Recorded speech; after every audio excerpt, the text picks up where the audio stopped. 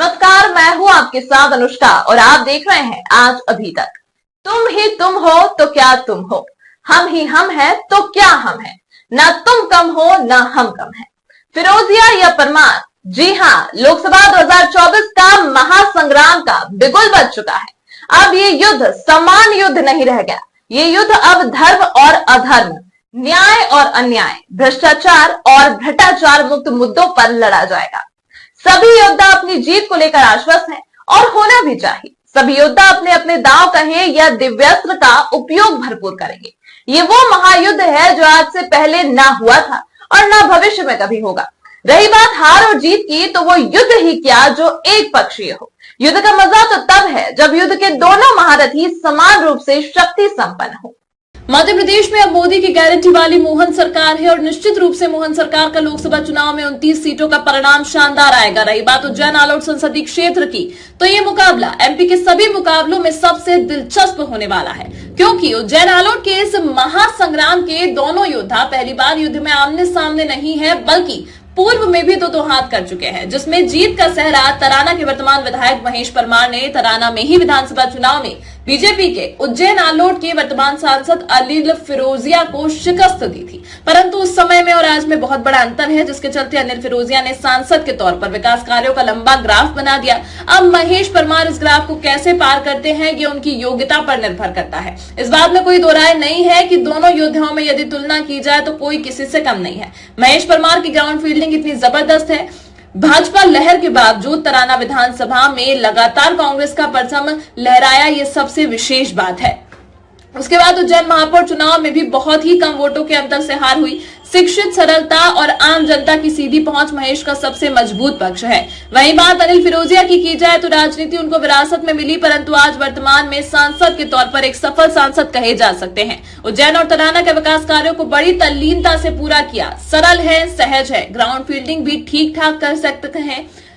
विशेष बात, उच्च राजनीतिक पकड़ शिवराज के करीबी लोगों में गिने जाते हैं। सभी सातों विधानसभा का समर्थन ताकत के रूप में देखी जा सकती है। लोकप्रियता में दोनों योद्धा एक दूसरे से कम नहीं है। तो सही मायने में कहा जाए तो इस महासंग्राम में ये युद्ध बीजेपी अर्जुन तो कांग्रेस के कर्ण के बीच होना है। आपके लिए उज्जैन की धर्मपरायण जनता का सांसद को लेकर क्या रुख है, जल्द लेकर आएंगे।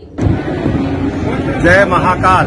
मैं अनिल फिरोजिया, उज्जैन सांसद, आपसे विनम्र निवेदन करता हूं कि मोदी जी द्वारा चलाए जा रहे अभियान विकसित भारत संकल्प, उसमें आप भी सहयोग करें, जन भागीदारी करें।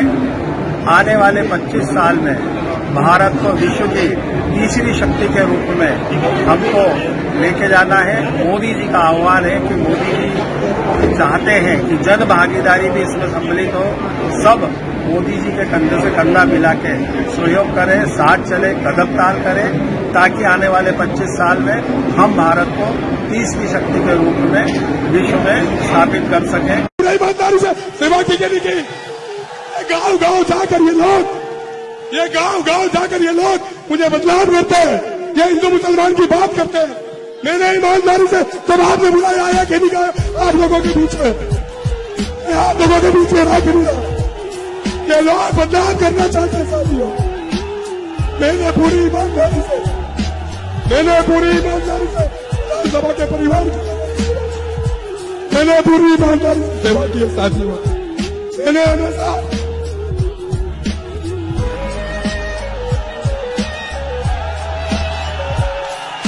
पूरी ईमानदारी से सेवा की है।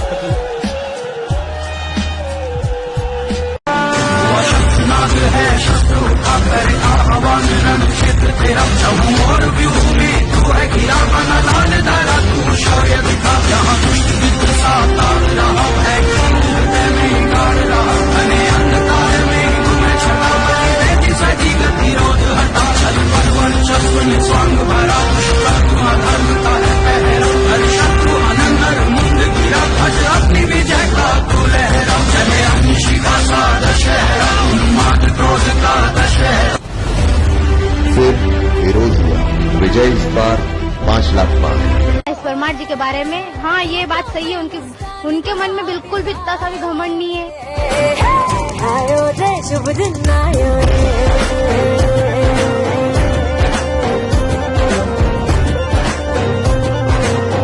आयो रे शुभ दिन आयो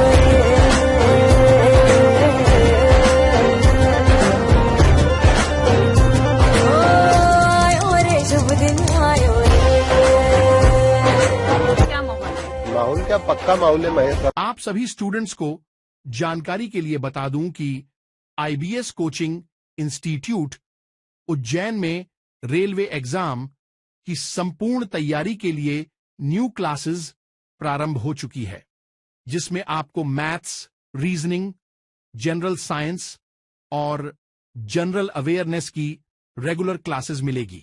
साथ ही बता दूं, मैथ्स के लिए स्पेशल कॉन्सेप्ट वाली क्लासेस की सुविधा भी है, जिससे आप अपने सारे कॉन्सेप्ट बड़ी आसानी से क्लियर कर सकते हो। देखिए दोस्तों, एग्जाम में आए डिस्काउंट के इन सवालों को आप एलिगेशन मेथड से विद इन सेकेंड में कैसे कर सकते हो। एलिगेशन मेथड के अकॉर्डिंग यदि आप एलिगेशन डिस्काउंट पे लगाते हो तो आपको रेशो किसका मिलता है? एमआरपी का। क्वेश्चन का कहता है कि एक विक्रेता ने 2 घड़ी 8% और 15% डिस्काउंट पर बेचता है। यदि उसने दोनों घड़ी पर कुल 12% का डिस्काउंट दिया है तो इन दोनों घड़ी के अंकित मूल्य का क्या पूछ रहा है? अंतर। तो एलिगेशन के अकॉर्डिंग क्या करते, क्रॉस में माइनस करते, तो 12 में से 8 गया तो 4 और 15 में से 12 गया तो 3। तो आपके अकॉर्डिंग इनके एमआरपी का रेशो कितना आया? 3:4। और इनका जो डिफरेंस देखे तो कितना आ रहा है? 1। क्लियर है? अब आप देखिए कि आपके हिसाब से इनका एमआरपी कितना है? 7, लेकिन अकॉर्डिंग टू द क्वेश्चन इनकी एमआरपी कितनी है? 2100। तो यहां से 1 की वैल्यू निकालोगे तो कितना आएगा? 300। और 1 क्या है? इनके अंकित मूल्य का अंतर। तो आपका आंसर कितना आ जाएगा दोस्तों? 300। Option number B. Okay,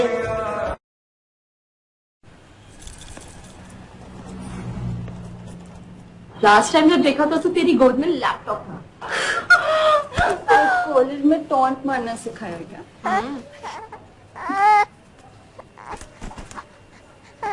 boss हटाए से सीधे पैसिफायर पे आ गई। अक्का, don't you miss your job? No डा, I am liking my new job. पैसे भी बहुत अच्छे हैं। कौन दे रहा है सैलरी? वो खड़ू सीईओ? नहीं, देश का सीईओ। थोड़ा न्यूज देखा कर, मोदी ने 6 महीने की पेड मैटरनिटी लीव कर दी है, तो प्रमोशन भी मिलेगा। करियर से समझौता नहीं करना है इंडिया को, इसीलिए पहला वोट मोदी को। मूल्यवान तो सोने की लंका भी थी, लेकिन अगर बात किसी की स्वतंत्रता की हो तो रावण का राज हो या ब्रिटिश राज, दहन तो होके रहेगा। आपके लिए उज्जैन की धर्मपरायण जनता का सांसद को लेकर क्या रुख है, जल्द लेकर आएंगे। तब तक के लिए हमारे साथ बने रहने के लिए चैनल को सब्सक्राइब कीजिए और लाइक शेयर करना ना भूलें। आज के लिए बस इतना ही। देखते रहिए आज अभी तक।